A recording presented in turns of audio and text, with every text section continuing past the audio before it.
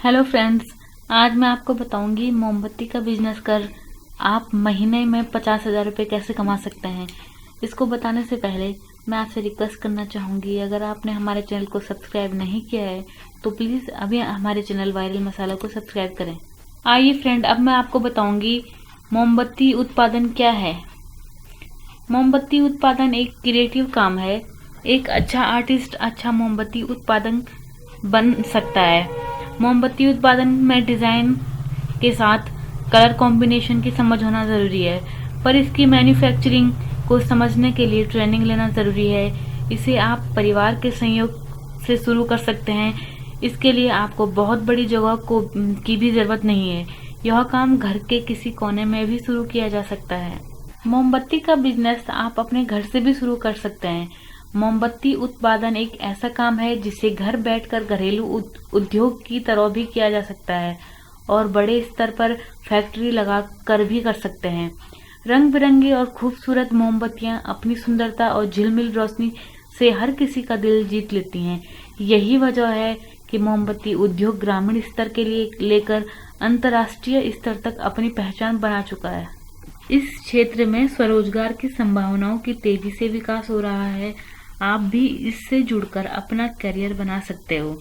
यह करियर दो रूपों में बनाया जा सकता है, एक तो किसी मोमबत्ती उद्योग में नौकरी करके और दूसरा खुद का बिजनेस करके। अब आइए जान लेते हैं इसमें शुरुआती खर्चे कितने होंगे।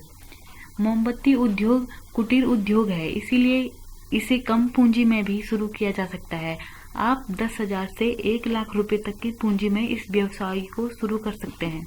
अगर आप अपना उद्योग बढ़ाना चाहते हैं तो आप मशीनों का प्रयोग कर कम समय में ज्यादा प्रोडक्ट बना सकते हैं। इस उद्योग के लिए सरकारी सहायता भी मिलती है। मोमबत्ती उत्पादन लघु उद्योग की श्रेणी में आता है। केंद्र और राज्य सरकारों का खादी ग्रामोद्योग इसे बढ़ावा देने के लिए नए नए प्रोत्साहन और परीक्षण कार्यक्रम चलाती रहती है। एक सर्वे के अनुसार भारत में मोमबत्ती का बाजार लगभग 7 से 10% बढ़ रहा है। नए उद्योगपतियों को सरकार हर प्रकार की सहायता देती है। महिलाओं और अनुसूचित जाति को सरकार ऋण के तौर पर 20 से 30% तक की छूट दे रही है। अब आइए जान लेते हैं मोमबत्ती बनाने के लिए रॉ मटेरियल क्या चाहिए। सामग्री: पहला चाहिए मोम, दूसरा मोमबत्ती के धागे, तीसरा मोमबत्ती रखने के लिए पाट, चौथा ईथर के तेल, पांचवा रंग, छठे खाने वाला तेल। इसमें उपकरण क्या चाहिए होंगे वो है पहला कांच का बर्तन, दूसरा सास पैन या पाट, तीसरा कटार या चीनी कांटा, चौथा टैप, पांचवा गैस स्टोव, छठवां कैंची। अलग अलग जगहों पर बनाने की विधि अलग अलग हो सकती है।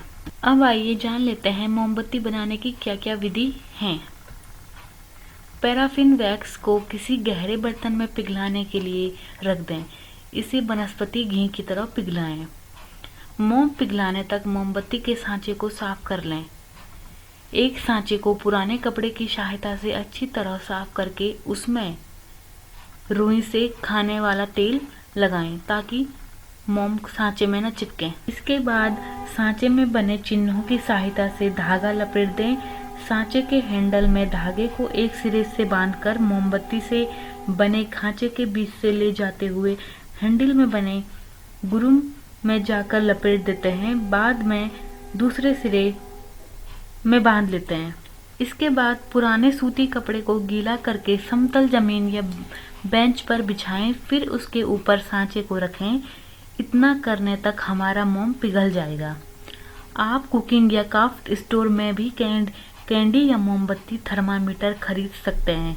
यदि आपके पास कैंडी थर्मामीटर नहीं है तो आप मोमबत्ती थर्मामीटर का भी प्रयोग कर सकते हैं। बस इतना याद रखिए कि मोम को छुड़ा पाना कठिन होता है।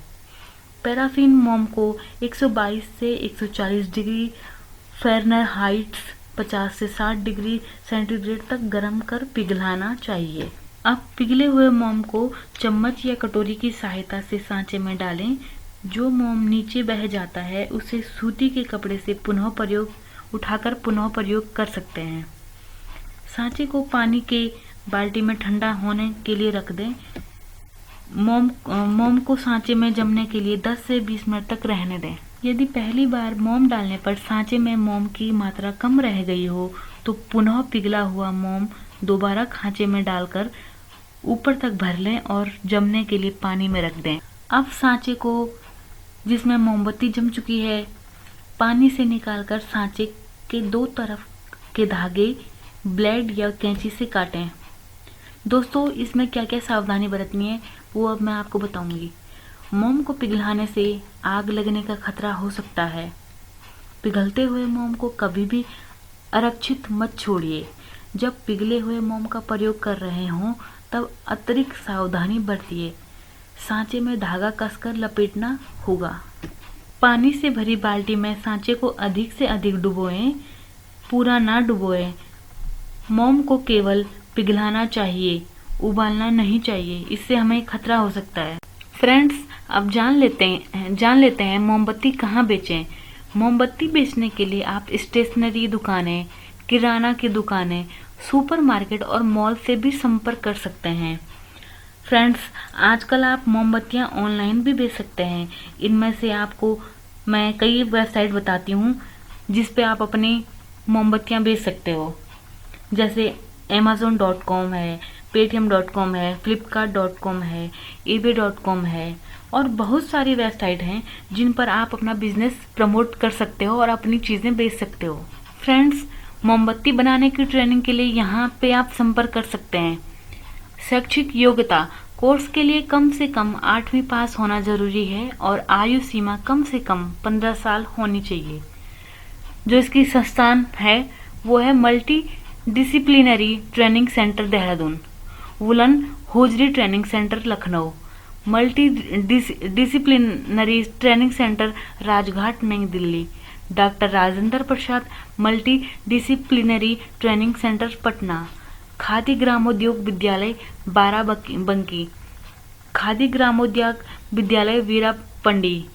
इसके अलावा देश के कई अन्य परीक्षण केंद्र हैं जहां आप अपनी योग्यता साबित कर सकते हो। फ्रेंड्स, इसके बारे में और जानकारी के लिए आप www.kvic.org पर लॉग ऑन कर सकते हैं। फ्रेंड्स, उम्मीद है आपको मेरी वीडियो पसंद आई हो।